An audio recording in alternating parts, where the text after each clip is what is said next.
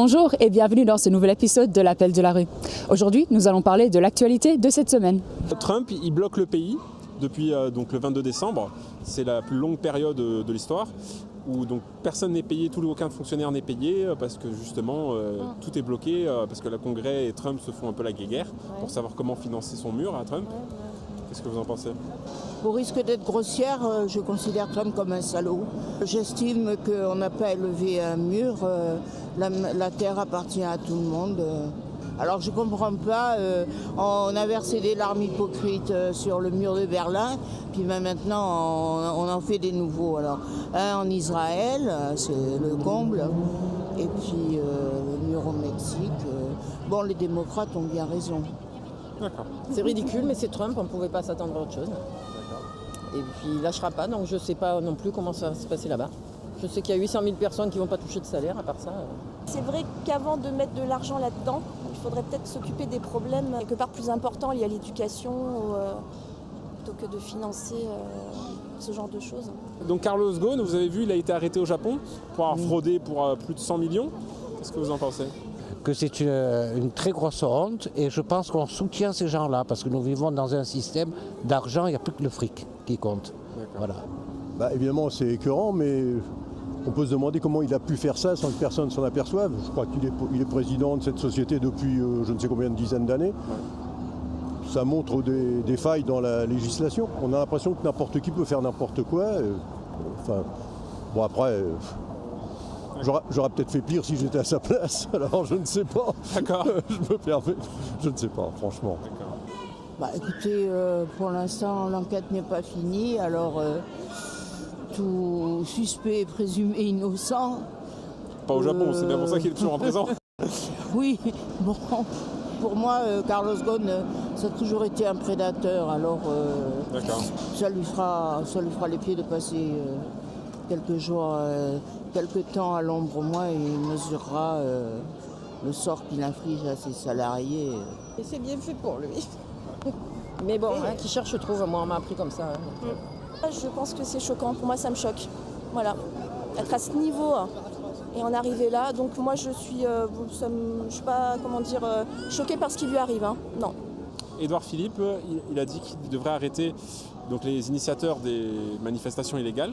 Qu'est-ce que vous en pensez ? Et je pense qu'on va vers une révolution. D'accord. Parce que les gens ont démontré qu'il y avait un très grand mécontentement et je pense de tous ces gouvernements, on en a ras-le-bol.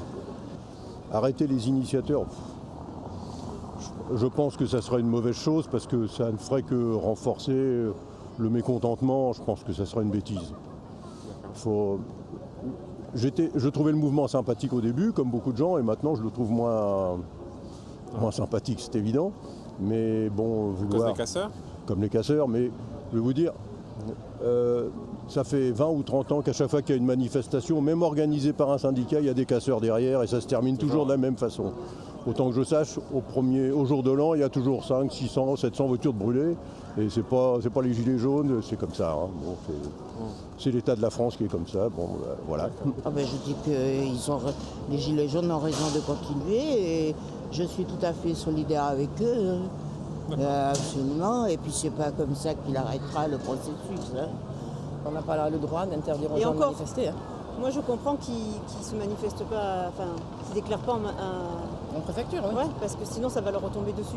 Ça, je suis pas trop d'accord avec ça, parce que je pense que manifester, c'est une liberté, c'est un droit, je pense.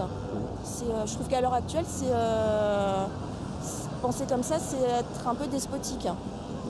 Oui, pour moi, c'est normal de revendiquer des choses. Après, il y a une façon de revendiquer des choses, peut-être pas par la violence, mais pour moi, c'est un droit.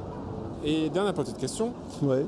Donc, il y a des études qui ont montré que les adolescents n'avaient pas le même rythme biologique. Et que, du coup, ils devaient commencer les cours à 9h au lieu de 8h. J'ai lu ça quelque part. Et on va tester ça en France. Qu'est-ce que vous en pensez ? Moi je suis prof, donc je veux pas.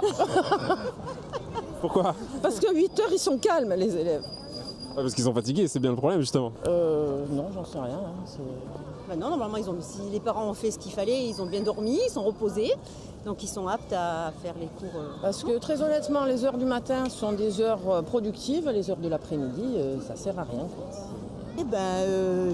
Les médecins se sont prononcés là-dessus et je trouve que ça serait une bonne chose.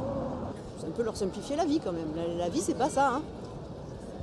Quand on est adulte, après, la vie, c'est pas ça. Donc, à un moment donné, il faut qu'ils apprennent. Ils sont ados, ok, mais l'adolescence, c'est vrai que ça fatigue.